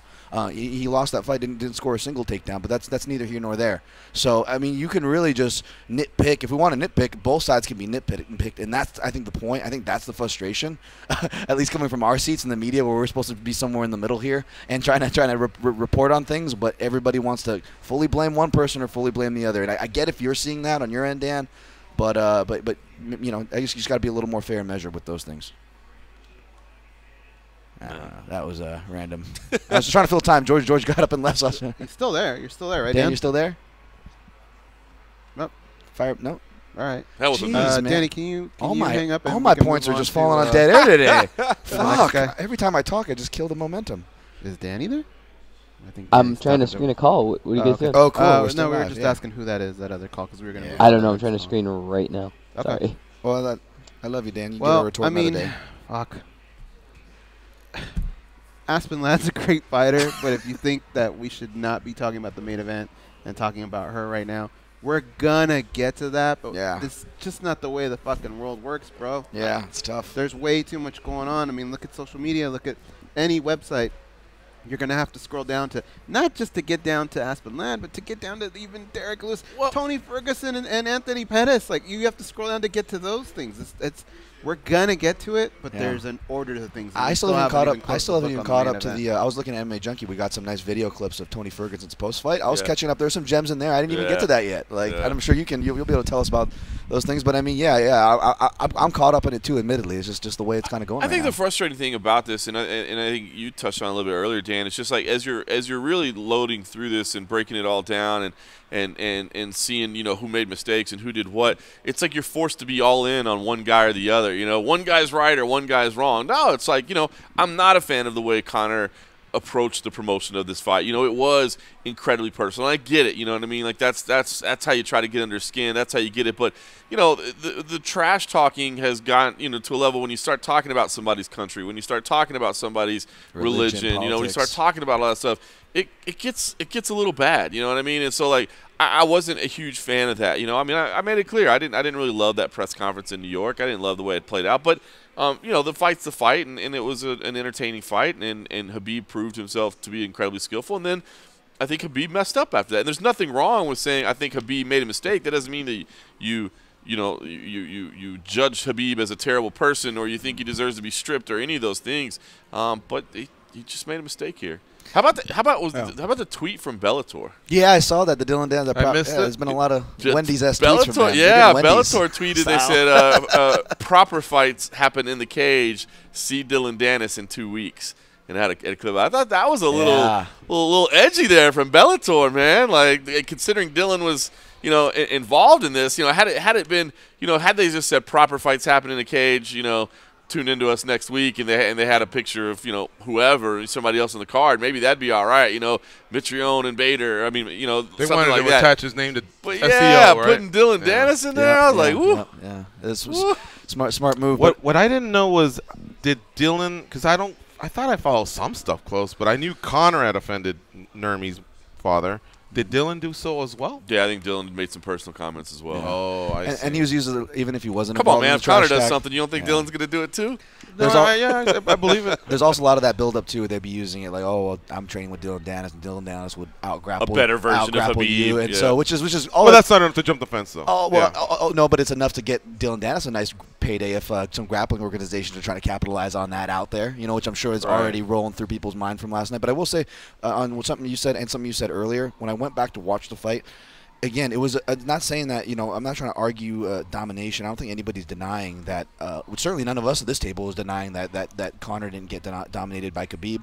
But it was an objectively good fight, and that's the point. Like, I went back and watched it yesterday, forgetting about everything that was going to happen after it, forgetting about everything that happened before. I know that's hard, and that's an unfair ask, but when you do that, it was a very competitive, fun fight. It was a striker versus grappler at its highest stakes, and everybody's going to be upset for people giving credit for Conor in the third round, but you should be happy with that. It was Dan from Morgan is upset at that. It was a great test. If you're a Khabib fan, you should be glad. Like, somebody was able to come back in the window of a fight, and Khabib was still talented enough, even if he was fatigued, to take Conor shots, take him back down, and then just dominate. I would say though, Dan, it became a competitive fight. The first 2 rounds weren't competitive. No. The first 2 rounds, Conor showed there are techniques, illegal or not, that can mitigate Khabib's dominance. Yeah. And if you think about the history of GSP and all the others, you always want to see if someone can just chop away and if there's any kinks in the armor, so that eventually someone who's rising to the crops, you go, that's the guy that's going to get him. It's going to be a few years. We did it with Floyd, you know what I mean? Oh, is it his cardio? Is it size? Is he going up too much in weight? So, Conor found a few things there. That really, really surprised me, because I kept thinking, there's no way that guy's been training wrestling more than Edson Barbosa. That's why he moved to the United States. He's in there with some really, really great wrestlers from Rutgers, the Eastern Europeans that have come in, and so I thought he would probably be a notch or two below Barbosa, and he did some things that were actually better than Barbosa, just on the ground again to mitigate. Good. So, but still, we were looking at two first rounds that were clearly, one-sided. It's the fact that he made it to the third round, and every single time they start on their feet, and in that third round, he started landing, he started getting comfortable, he started backing up Khabib yet again. He actually lulled Khabib into that game. Part of it because Khabib saw the success that he had. So what happens is fans are passionate, and I think they gravitate to anything you might say, and then they come back with, rather than like. Well, just perfect example. What did you grab onto of my whole sentence? You grabbed onto the one word, competitive. Now, I attached fun in the beginning of that descriptor to kind of lighten the load, but yeah, again, the reason why I tried to forecast and say, before I use the word dominate, that people are going to hang on that word. Maybe I should have done the same thing with competitive. Because now if you say competitive, well, what kind of analyst is that? Well, he thought that was competitive? I saw fucking Conor get dominated for 3 of those 4 rounds. Oh, no, that's competitive. Well, if you want to hang my hat on that word, so that I just want to clarify before I get hung out to dry, just like with the cardio tweet, because again, in that third round. But you take it as someone saying, you're dumb. And all I'm saying is I see it a different way. I just want to clarify, because I didn't realize that I said competitive. I said I attached it in there with a descriptor, and you mentioned that, and those are great points. I don't disagree with you, but just so on the other side of the mic, here, Dan thought it was competitive. Well, maybe it was a strong word there, but I meant that. Back to my original point. If you watch the fight without all that stuff, it's a fun fight. It's a good fight. Fun it's a good fight. It's a good fight. It was a fun fight. Because at no moment did we feel like Conor's close to finishing. Yeah. Right. Whereas where it was on the other end, and that's what I think makes things competitive. It was just fun, and the drama added to it. Yes. Yeah. Yeah, I can agree with all that. I think round 2 of Ferguson-Pettis was what the casual fans love, and as a hardcore, I love it too. The night, but the casual fans that tune in don't see how competitive certain little mini battles were in those first 2 rounds. Right. All they see is one guy was on top of the other, and so for them, it became competitive in round 3 when things evened out. Conor got around, and now you start thinking, boy, if he takes round 4, and he's in Habib's head, and Khabib is tiring, now we have 2-2 going into the 5th, barring if there's a 10-8 somewhere in there, and all of a sudden history could be made. Someone gets their first loss or whatever. But anyway, I forgot what I was talking about. All right, so Dan in Oregon, last thing. You are too hung up on your hatred for Conor McGregor, the media, the UFC, Dana White. You got to take a step outside of that, even if it's just one step. Progress, and you have to become a little bit more neutral. I think you're just too consumed with something that you've already you gotten hatred towards, where it's somebody's fame or accolades or their legion of fans. Step out of that, my man. You got to be a little bit more neutral. Try and call it down the middle, And I'm guilty of it. We're all guilty of it to some extent too, by the way. Like I'll admit, I was guilty of it this week. I think I was listening to, not to eavesdrop, but we share the studios with Luke Thomas' show. They come in, and we had Ryan McKinnell was filling in for Luke. He put it great. He's like, he was a Khabib fan going into this as a Khabib, picking Khabib, but he was like, I'm There's a certain point, though, you can be inundated, and I'm sure we're more vulnerable this to media. You can be inundated with so many takes and so much footage by the time the fight, you're almost just you're not even you're not thinking straight, so to speak. You know what I'm saying? You're too compromised. So what George is saying, I co-sign with, and I think is true. But I just also want to add that, Dan, it's something that applies to everybody too. It's not just hardcore fans, or he's definitely not picking on you. Like it's something that we all got to be aware of. We all got hot balls, bro. That's what's going on right now. Let's go to Martin in Seattle. What's up, Martin? Hi. Thanks for putting me on your show. First time watching it live, and we just got a fresh coat of snow up here, and all I wanted to say is that I want Dana White to step down as president. I don't know. All right, go further than that. Go further than that. Go ahead and say what you got to say. Why do you think, though? List your reasons. Too biased and favoritism towards fighters. For example, McGregor with his whiskey sponsoring him, and obviously paying him more than Habib. It's just, I don't think there's a fighter code anymore. It's like all about business and the compensation. He obviously Conor crossed the line with disrespecting his family, his religion, and going deep into even his nationality. Right? So yeah. All right. See, I can respect the call because at least you had some reasons for backing it up, and if you'll allow us to reply, we'll reply. Thank you so much for calling in. Please make it a more frequent occurrence. John, I know you'd like to weigh in on this. Yeah, no, I mean, I get it. I mean, there's a lot of people that aren't fans of Dana. I think you have to step back and realize, he's pretty damn good at his job as well. I don't know that there's anybody that would take his place that would really be able to. A nice guy could not do his job. They couldn't. And I will say this, too.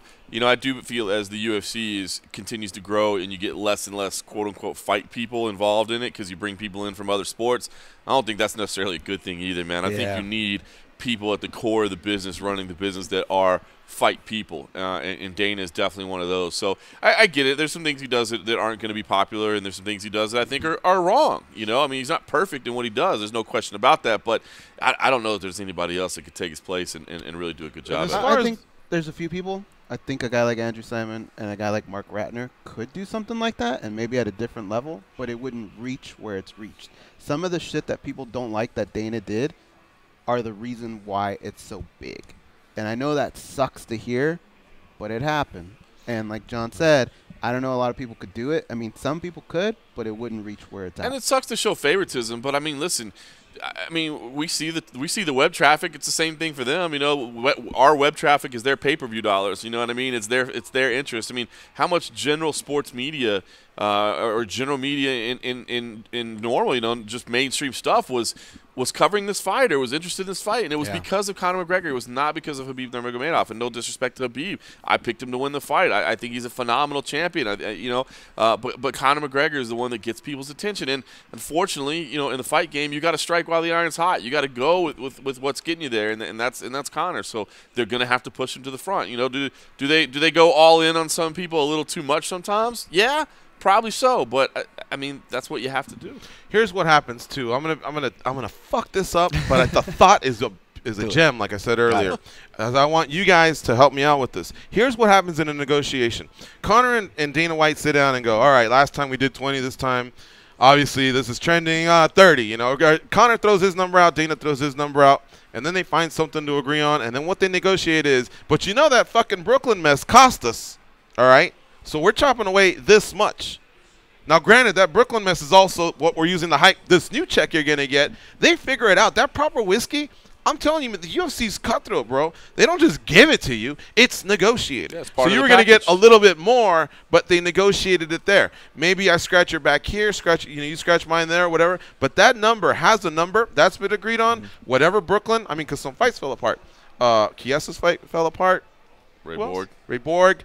Look what's done to their champion, right? And then what exactly. I mean, the negative publicity, all that stuff, any damage that was done to any employees, the fucking bus or whatever, all that has a price. All that gets negotiated.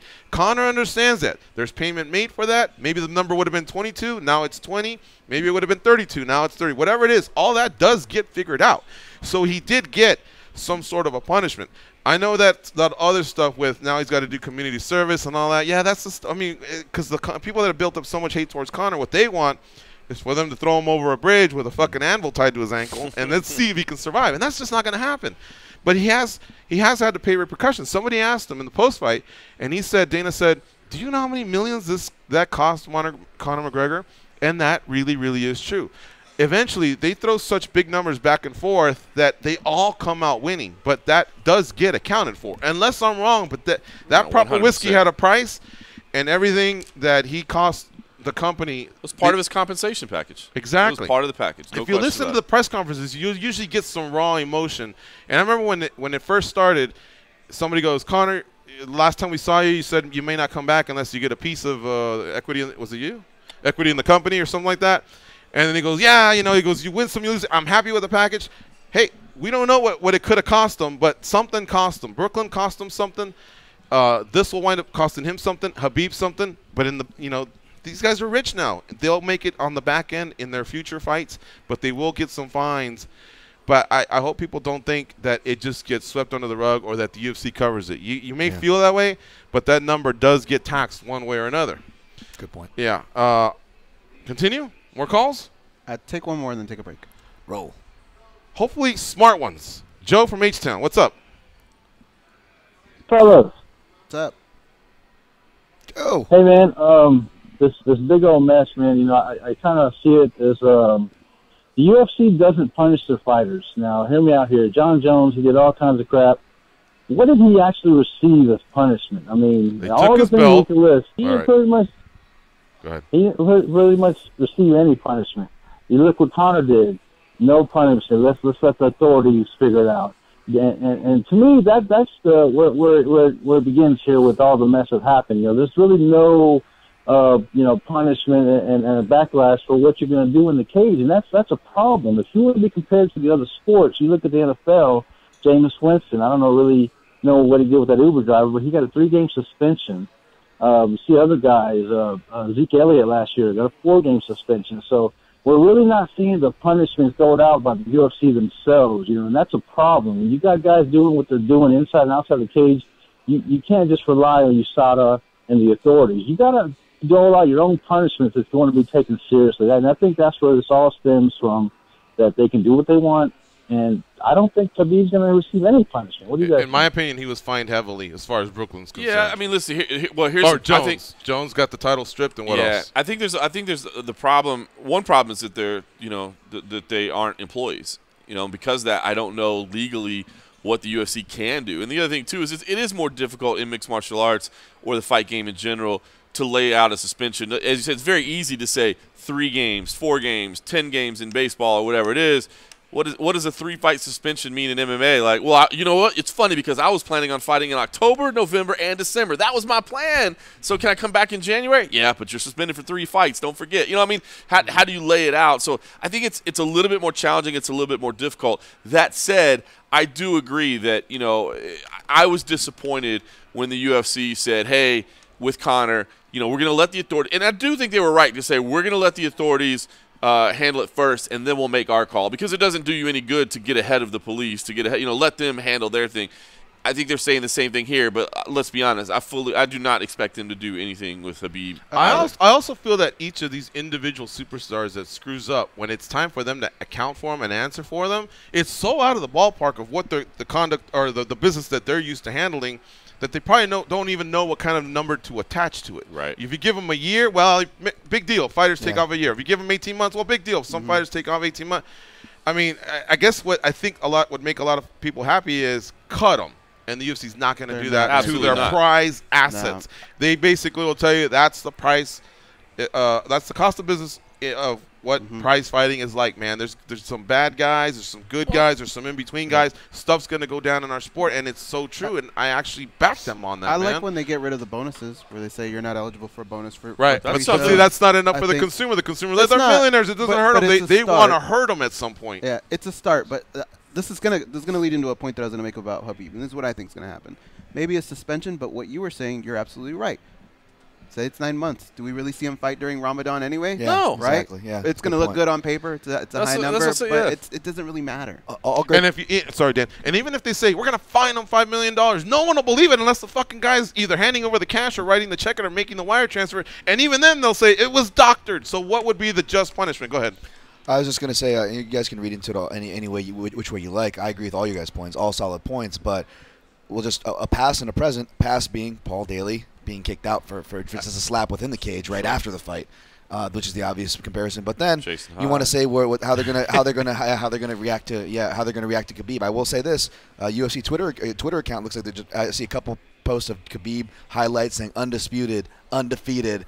Champion, just promotional tweets for Khabib Monday morning for what that's worth. The UFC account? UFC account. And what was the Dana White account that you read earlier? Did you say it on the show? That was reported on Brett Okamoto on one of their ESPN shows. It's not First Take, I believe I wanted to say. I'm really bad about those shows. But, yeah, and Dana White just essentially gave a non-committal, but just confirmed that Conor already asked for the rematch.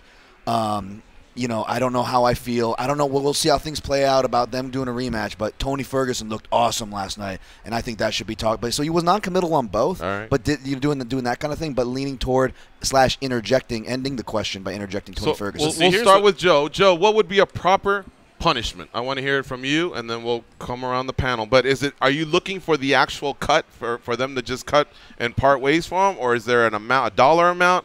Or a length of suspension amount, and let's talk if it's realistic. Go ahead, Joe. There should be both. There should be a fine and a suspension. Cutting is ridiculous. That's silly.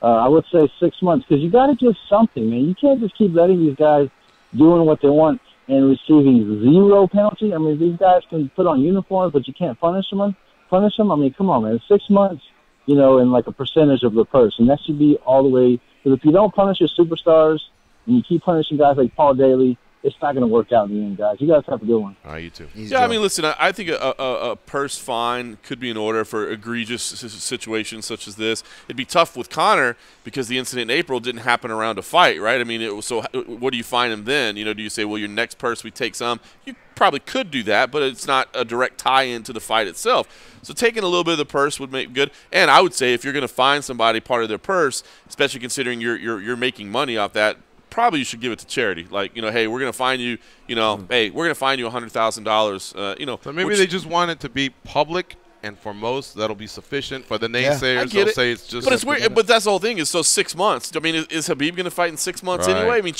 most champions only fight once or twice a year at most. So I'm not saying that's a bad idea. In fact, since most only fight once or twice a year, it's probably a pretty easy idea for the UFC to do. But I mean, does that really do anything? I don't know.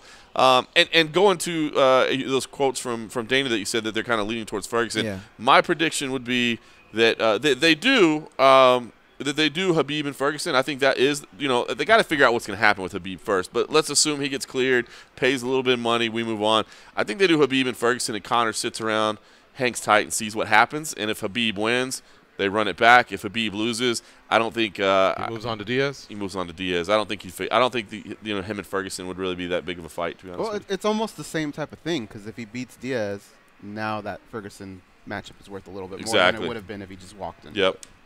Not to mention, Tony's still a Paradigm guy, right? Yeah. I've always felt that they were going to keep them as far apart as they could for as long as they could. All right. Let's take a break. You're listening to MMA Junkie Radio on Sirius XM's Fight Nation, Channel 93. We'll be right back in a few minutes.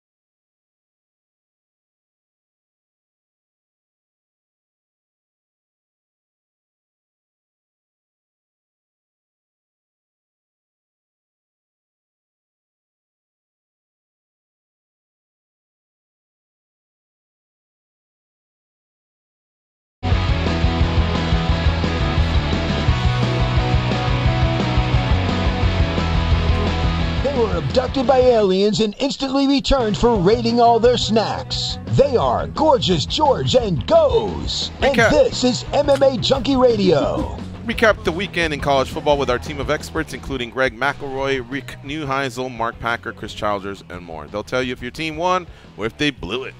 It's all happening right now on ESPNU Radio. It's channel 84 and streaming on your phone or at home on Sirius XM connected devices and speakers. 20,034 were in attendance at the T-Mobile Arena on Saturday night for a total gate of 17,200,000. Big. Estimated buy rate early on, 2 million. We'll see if it goes up from there. And the results, of course, you know, Habib Nurmagomedov defended his belt against Conor McGregor. Tony Ferguson in the co-main event defeated Anthony Pettis. In the second round, the fight was stopped between the second and the third. I feel like round 2 may have been the round of the year. Phenomenal. And it was an incredible fight. So easily that pairing could be made. There's talk about a rematch of Nurmagomedov and McGregor. But that lightweight division is so on fire right now. Dominic Reyes also defeated Ovin St. Preux in the featured bout of the evening. Derek Lewis defeated Alexander Volkov in what used to be known as the swing bout. Second one of the main card. Last-minute punch, man. He got him at the last minute. I thought he was on his way to a possible loss. And, you know, I'm pretty open that I was rooting for Derek on this one.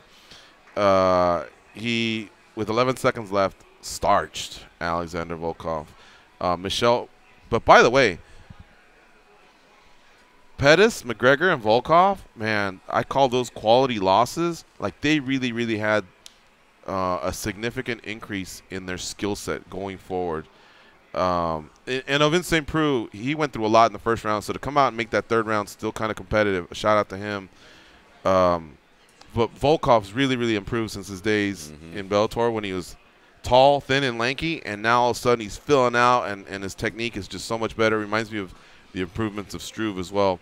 Michelle Watterson in the opening bout defeated Felice Herrig, unanimous decision. Other winners were Jussier Formiga, Vicente Luque, Aspen Ladd, Scott Holtzman, Yana Kunitskaya, Nick Lentz, and Tony Martin.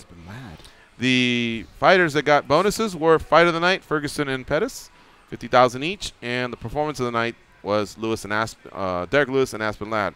Before we left, yes, last Friday we weren't sure about Pettis and Ladd and if they had made weight, but everyone made weight, and that's why Ladd was eligible for a bonus.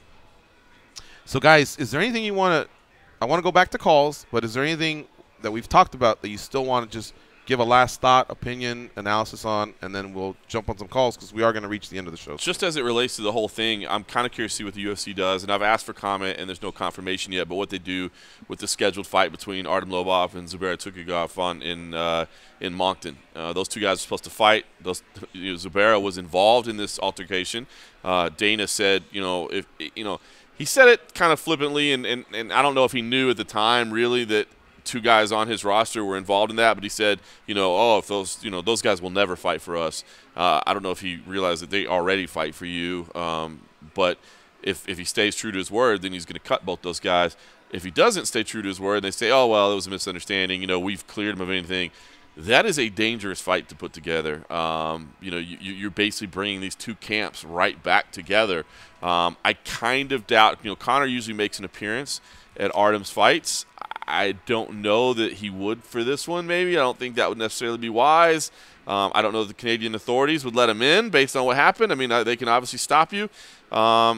Interesting. I'm interested to see if the UFC tries to do something with this fight. And if so, if they cancel the fight, how crazy would that be for Artem Lobov, who would have had 2 of his fights canceled this year because of things Conor did or things that happened around Conor. So it'd be pretty wild. So I'm kind of anxious to see how that plays out. Hopefully Conor's got him on an allowance or something. Yeah, hook him up. I mean, to me, I don't know. It just, to me, I don't know that it would necessarily be incredibly responsible to put those two camps together, especially with one guy that was involved in it 3 weeks later. Do you already see the writing on the one? Now, this is the part. See, I think Dana White's the right man for the job because he built it, and he has every right to be there. He's built it. He's put a lot of money in people's pockets. He does say some very controversial things, but these are some of the things that I wish he would just, when he makes a firm commitment, like you said, high and daily. And so now he's going to find himself in that pickle by saying what he said, that if he really wants to keep the guys, because all he's going to go to bat for his guys, and all these guys, seems like 1/5 of the roster, the naysayers are going to come out and say, but Daly, but high, but this, but that.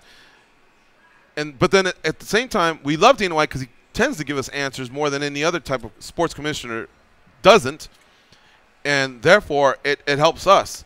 But maybe he should be more tight-lipped in a situation like that. I'm not ready to comment. Yep. Yeah.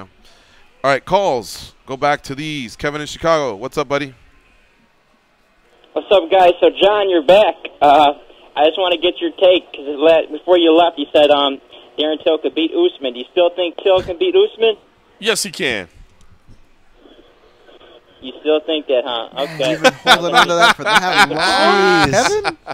It's not like it had to do with wrestling or anything, Goes. Yeah. But I just wanted to, all the fights went exactly how I thought. I thought Tony Ferguson might walk into a right hand, and that Pettis might catch him. But I knew Tony Ferguson's pressure would be too much. Oh. And I figured Pettis would fold under pressure. I thought that's how the fight would go. Ferguson was incredible. And it's too bad we haven't spent any time talking on him. I'm sorry, Kevin, to talk over you, but Ferguson was really incredible on Saturday night. His hands are way more polished than I remember them. And the pressure that he puts on, the ability to recover from that onslaught that Pettis had, and I thought Pettis made a mistake by going into his guard. For one, Ferguson's dangerous on the ground. Not to say Pettis isn't. But, I mean, there was times where not only he fell down, but when he got up, he chicken leg. He just wasn't all there. Have that guy stand up. And, by the way, the ref had a stoppage there that I didn't agree with. Was it mouthpiece followed by checking the eye? Do you guys remember that? That was Volkov-Lewis. No. There was something to do with Pettis. Okay. Where they check his, they had to check both guys. Check the cuts. They checked Pettis' I didn't like the moment because it was obviously Pettis was in the fight. Yeah. He was doing fine. It was the real high one, They too. checked Pettis' cut. Yeah. I realized these I things. wasn't sure if that came from an elbow or a clash of happened. heads. I think that was more of an incident where it was a lot of blood, but then they couldn't identify where it was. To where I think otherwise, I think you're right. They probably would have let the fight play out. Right, they're in the middle of combat, and he's cognizant of where he's at. He's the one that's damaging the other guy, and yet that allowed for a little bit of the recovery. But Pettis also brought it on his own by jumping in the guard. But, Kevin, I want to co-sign what you're saying. Ferguson really, really looked good. It's incredible at age 35, after such a serious injury, after a quick recovery like he did, basically half the time what most normally athletes come back, and all that chip on his shoulder that he carried all week, he went out there and really delivered an incredible performance. What's that? He ain't got no chip. He doesn't even like chips. Ferguson, he's just a wild man. He walks in, he doesn't care. He's going to walk in straight in the right hands. He's going to get to a spot, pressure, and break guys. I like his style. He's got a real front-friendly style. Pettis, he was about one clean shot away from putting Ferguson out. He had him rocked, and then he connected again with the right hand. If he would have followed down with another clean right hand, he could have really put Ferguson out. But credit to Ferguson. That dude is tough as nails. I agree, buddy. Thanks for the call, Kevin. We got to move on. Northern Lights. What's up, Northern Lights? What's up, guys? I got to keep this short because I got to run into a customer, but I would like to touch on a couple things.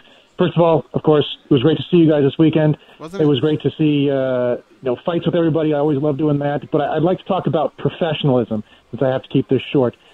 When you're talking about acting and performing as a professional, and especially at the highest levels of whatever it is you do, whether it's a professional janitor or a fucking professional fighter, when you're at your job, you have to perform at a certain level. You have to conduct yourself in a certain way.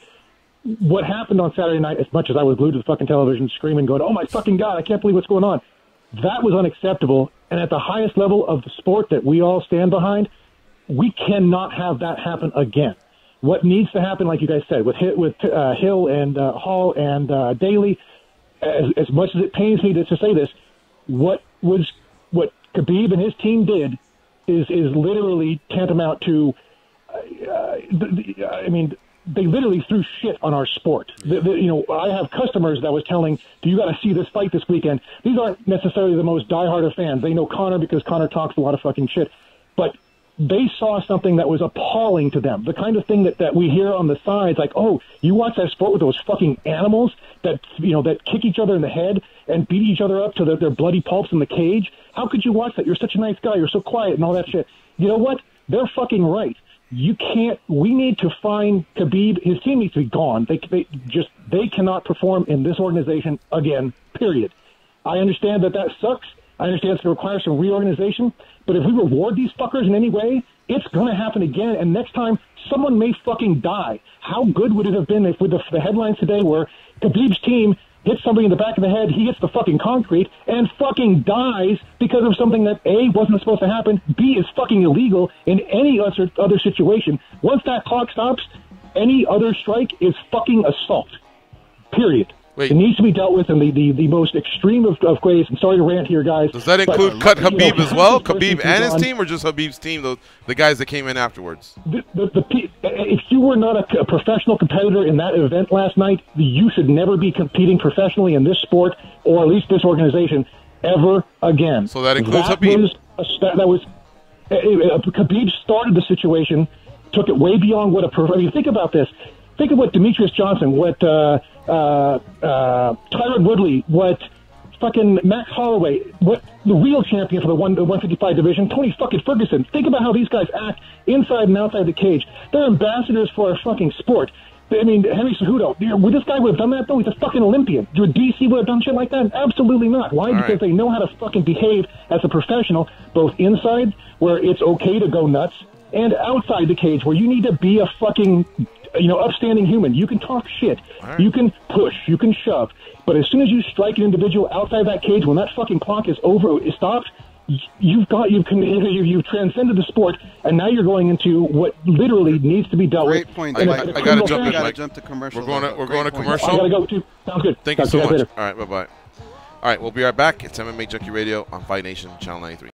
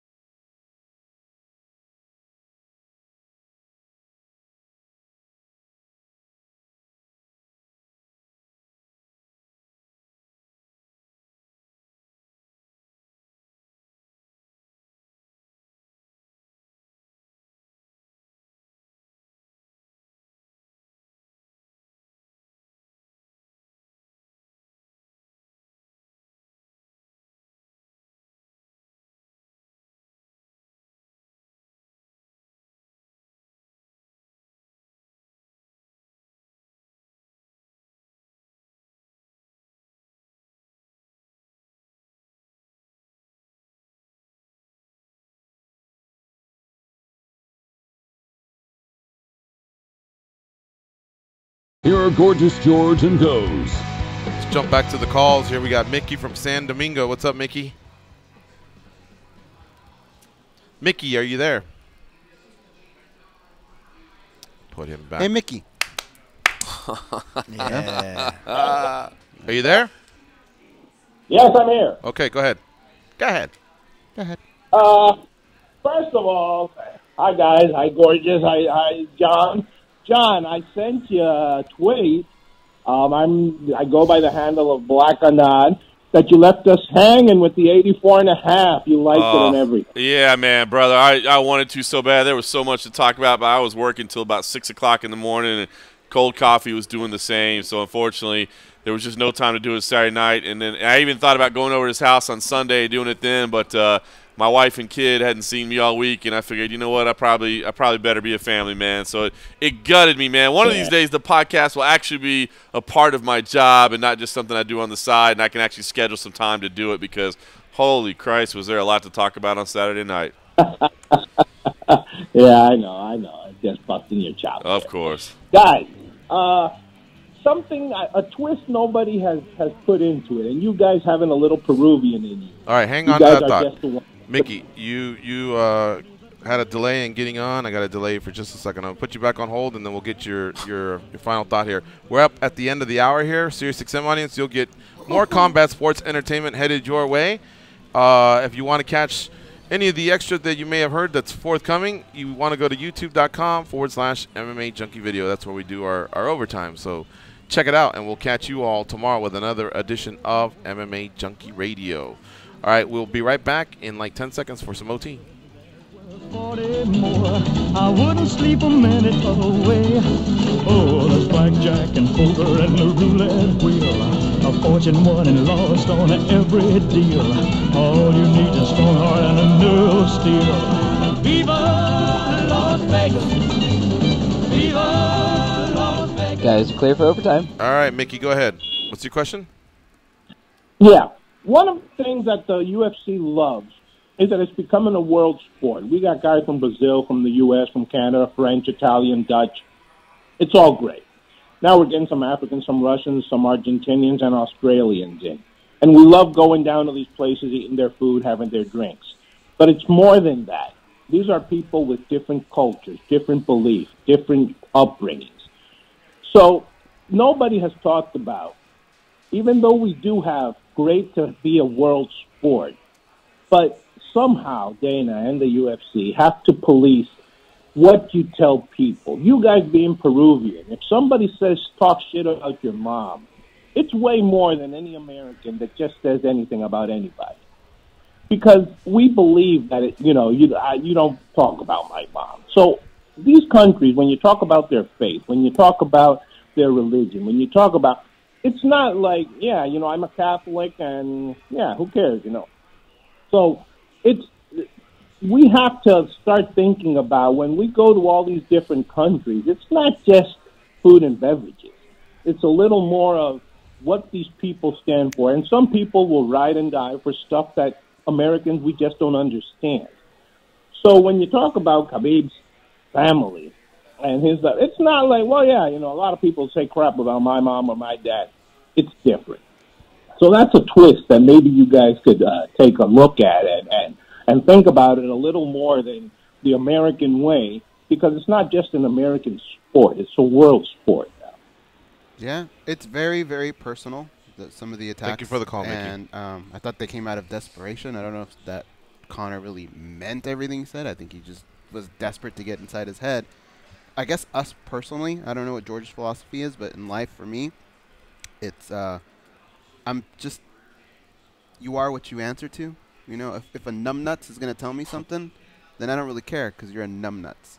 If somebody I respect says something to me, then that's probably where we have a problem, and I'm going to want to speak to that person, and because they're worth my time. And you can't overreact to just about everything, but those were very personal things that Conor said about Khabib, about his religion, about his father, his family, his country. So, like John said earlier, you got to blame him for doing what he did, but I understand it. Yeah, I agree, man. I mean, we'll see. I guess, one thing we didn't really talk about today, but that I'm interested to see, I've done a couple radio interviews and kind of been asked this question, and I'm curious, is where does Conor go from here? And not just fight-wise, but reputation-wise and how he handles it. You know, you think about it, when he lost that fight to Nate Diaz, I feel like he gained as many fans that night as he did in any of his wins because, you know, he came in there, handled himself with class, handled himself with dignity, and we were all like, man, like, that's how you lose properly. You know what I mean? Like, that's how you do it where, we gained respect for him, I think, and we gained appreciation for him. We didn't get a chance to see that on Saturday night, and I don't know if it was medical or safety or security or why. We were just told that Conor's not coming. So we didn't get to see that immediate opportunity, but I'll be interested to see where he goes from here. I mean, he has already kind of come out and said, you know, I like the good knock, you know, look forward to the rematch. I can appreciate that. I saw another one where he said we lost the battle but won the war or something like that. That made no sense. That didn't really make any sense to me whatsoever. So I'm just kind of anxious to see how he handles himself because, you know, we did hear going into this that a lot of people in Ireland were starting to tire of him a little bit, you know. And, you know, I love that witty, you know, Conor McGregor that's got sharp daggers for everybody. But, yeah, the build-up for this one, I didn't like this Conor McGregor, to be honest with you. This political and hateful and, you know, nationalistic type stuff, the undertones. It was too much for me, man. I get why he was doing it, and I understand he's a master of promotion, and that's why he went from being a plumber, you know, plumber's apprentice to cashing a $100 million payday in 5 years. So God bless him, man. He did it. I'm proud of him. I'm good for him. But as far as me and being entertained and enjoying it, I didn't enjoy the build-up to this fight. You know, I didn't enjoy. I like that. You know, it's the played out line, but the who the fuck is that guy? I mean, that's Conor in a nutshell of like, holy shit, that was clever and that was witty and it was quick and it wasn't so over the top ridiculous. So I'm anxious to see what the next move is here and how Conor's. Not that, you know, people aren't suddenly you're going to go, that guy was never that good and we're not paying attention to him. He's still going to be a star, but I'm really anxious to see how he handles himself and what his next move is. Because against Nate Diaz when he lost, I feel like his star went up. I don't know if that's going to happen this time around. We'll see. Yeah, it's true, especially with the way things ended. But I will say that's another thing. I've never been a fan of, you know, just because I picked the guy doesn't mean I was a fan of his antics leading up to the fight. And to add on to that, I actually haven't been a fan of his antics since post-UFC 194. I believe UFC 194, we really got that humble side of Conor as well, even though he wasn't coming off of a loss that night. We saw that just as far as flipping the switch, how, you know, you know how he's really not taking these things that personal, people. It's really just a game to him. It's part of the fight. And like you said, with the Nate Diaz thing, I think that gained a lot of respect, and that's the Conor that I like, the Conor that I heard on this show calling from Cage Warriors back in the day when you guys would do interviews for him, where he was bombastic as he was envisioning things. He was calling for titles even back then to these guys right here, but there was that humble martial arts side of it. So I just wanted to co-sign with you on that point. By the way, somebody said, Vlad in the chat said, "You are what you answer to." Pathetic. Oh. Oh, man, these guys, these caged animals in this chat.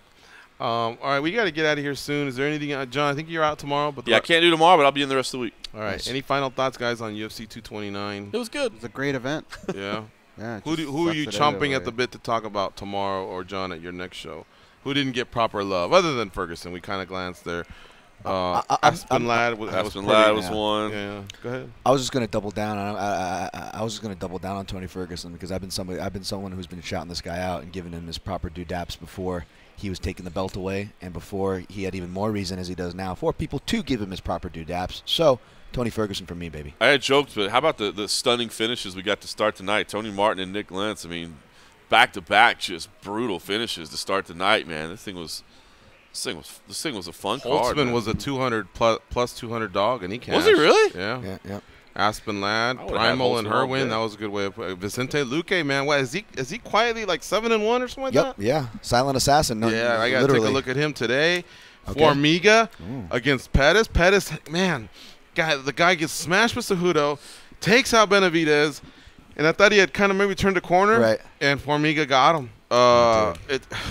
Boy, I think I like 4 picks right this whole card. This was my worst card pick wise that I've ever went through. But one thing I wanted to ask, guys, you mentioned Nick Lentz, and I brought this up. Maybe we can turn this into a theme. What was the casual report from the weekend? Which can be really flexible, but I think it's really specific to us media guys because we find ourselves in that position. For example, I'll lead off. My casual report came from my mother.